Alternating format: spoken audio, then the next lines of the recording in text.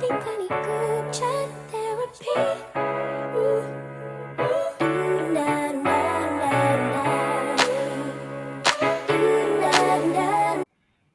Hi, hello. It is Kelly BL Chef. Welcome to the channel. We watch a lot of BL, GL here, and sometimes music. And I am joined by Yoshi and my sister Anwi. And we are watching Shine, episode 3. I'm ready to take notes. Oh, nice. Dang it. I didn't get it. Well, I got to get ahead of myself. Tang sent me a ton of articles.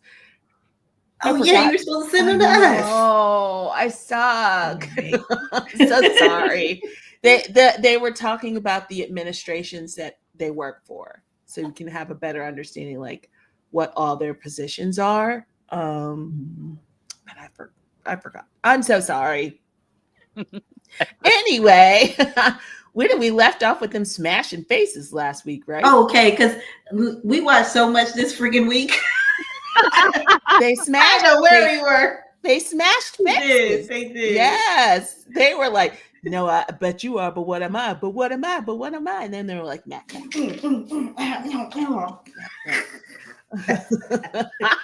Things got very intense very quickly. Yes, they did. Woo! There's a lot going on. That was a fun episode. That was a journey. They packed so much into these episodes. I know it's yeah, shorter. they do. I think it's only like 8 or something, so they gotta they gotta get it done. Get that in there. But they do it without like beating you over the head with stuff. Mm-hmm. They do it still in an entertaining way. Yeah.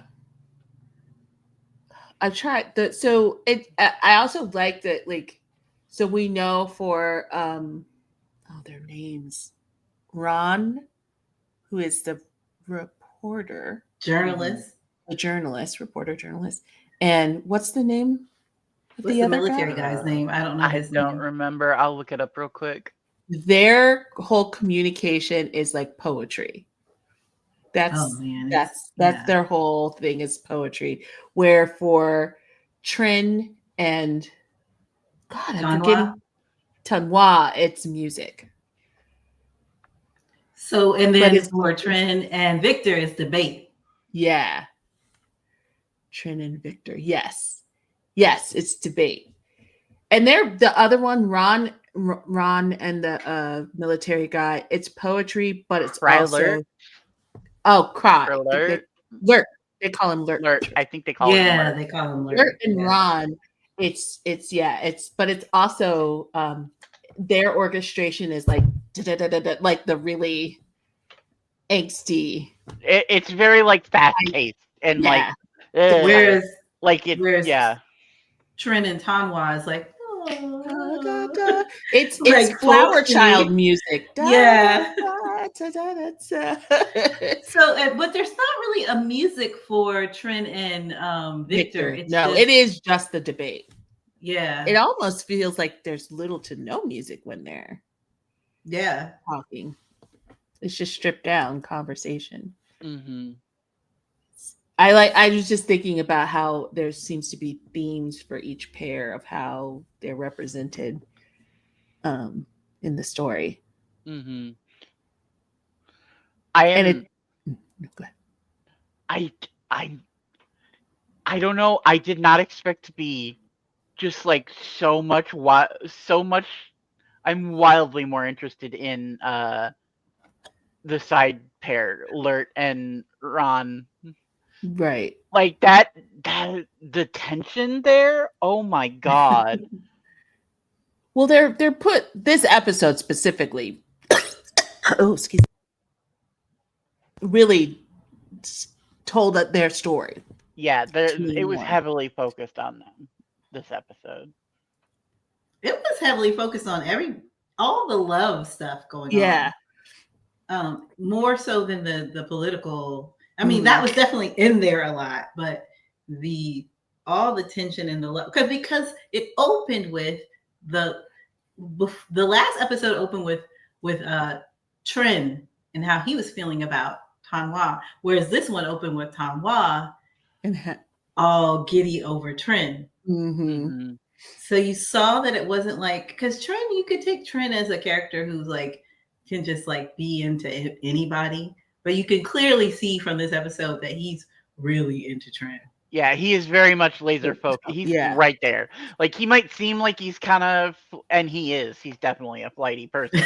But like when it comes to this specific matter, that man is locked in. Locked Like in. Yeah, he's laser locked focused, in. man. He was just listening to that hippy dippy music, staring at that Staring at kerchief. the. But it makes me, I'm like, what is the foreshadowing of that handkerchief going in the water and him walking away? Like Mhm.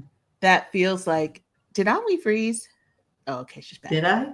Oh, Oh, it might have been my so. computer. But it feels like, I mean, this is what Jer Bear on TikTok said. He's like, am I excited for this yet? But he's like, there's a reason I turned to BL and left and stopped watching as much queer media. And it's because it's always like, he's like, this takes place in the 60s.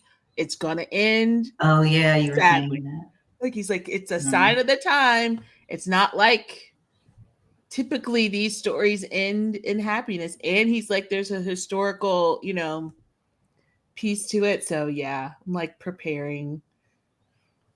Because I don't like the handkerchief in the water. I don't like it. I want to revisit Trend and the books on homosexuality because we were talking about how like he didn't have the internet to turn to, and I remember when I first started coming out, and I know I was not on the internet a lot. I don't even know what I would have found there, but I remember because we're such a Christian family, I really needed to reconcile those things. And I remember the first book I got on it was Homosexuality in the Bible. And that book was so good. And then the Unitarian Church here had classes on it and stuff. I just know like if that's your thing, like reading and all that stuff, then that's definitely where you're gonna go to figure out what's going on in your brain. I was curious what neat. What books he was reading, and it's Toward an Understanding of Homosexuality and Homosexuality, Its Cause and something. Cure, probably. Oh yeah. Because that's the 60s. They were probably looking for a cure at that point.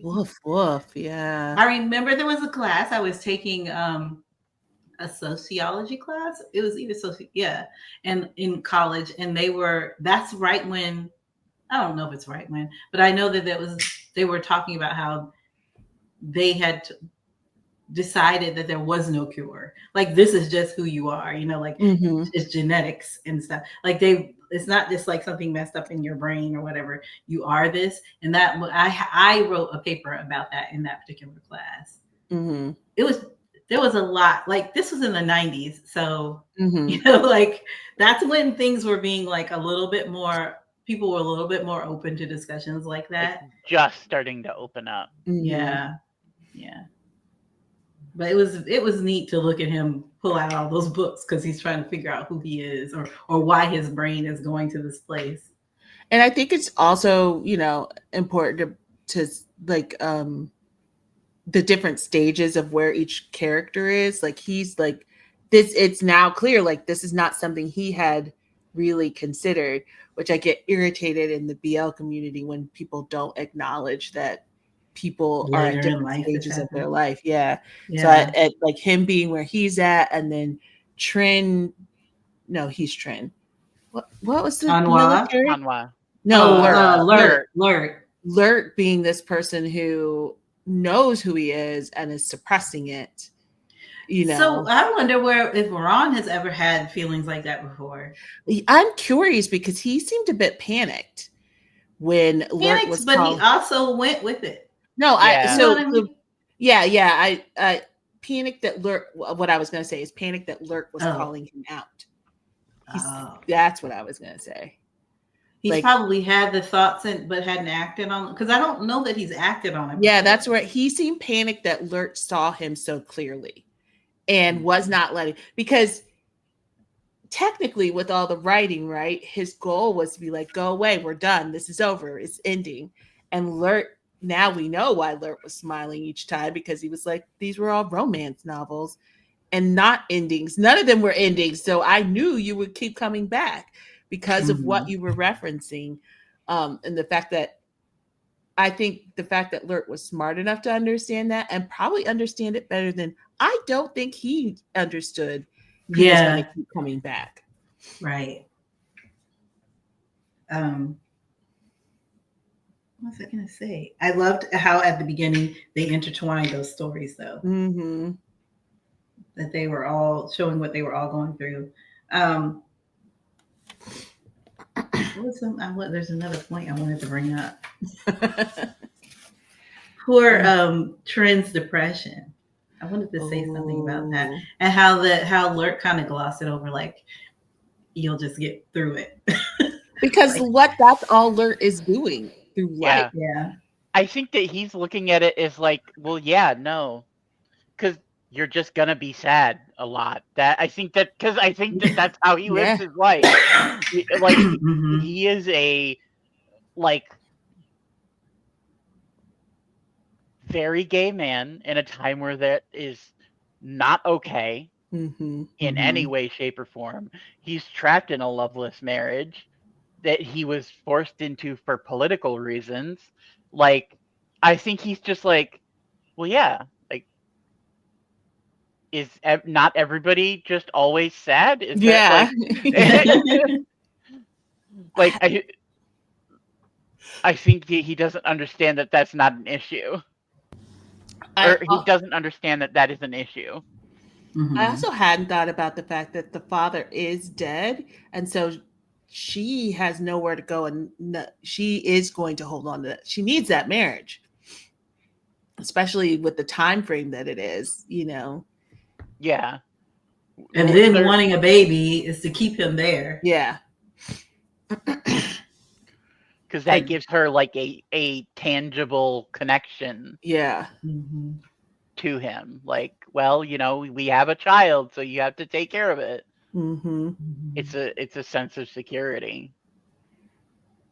And so sad, though. That's also, I think, why he shut down as soon as she brought it up, because for her it's a sense of security, and for him it's a shackle. Like, it is a weight at the time where he's probably for the first time in a long time rekindling feelings, right, where he's finding a sense of like a glimmer of happiness, a shadow of maybe I could be not always just the existing. And then she's like, let's have a baby, and he's like, fuck no. And none of that. None for me, thanks. I mean, we talk about that I just can't get past the fact that he is married to the woman whose father killed his lover. His man. Yes. That is trauma on trauma. So when he and Trent are walking down the street, I was sitting there thinking about how they have so much in common. How they both have lost people that they love. How they both are going through this depression. How they're both starting to fall for someone who is the same sex, and how wonderful it would be if they could have an honest conversation with one another about that. And they can't. No. It's so... Two men in the 60s having a conversation about their feelings, that doesn't happen. Their feelings, or the fact that they're both, like, one is exploring his sexuality and one is denying his. Like,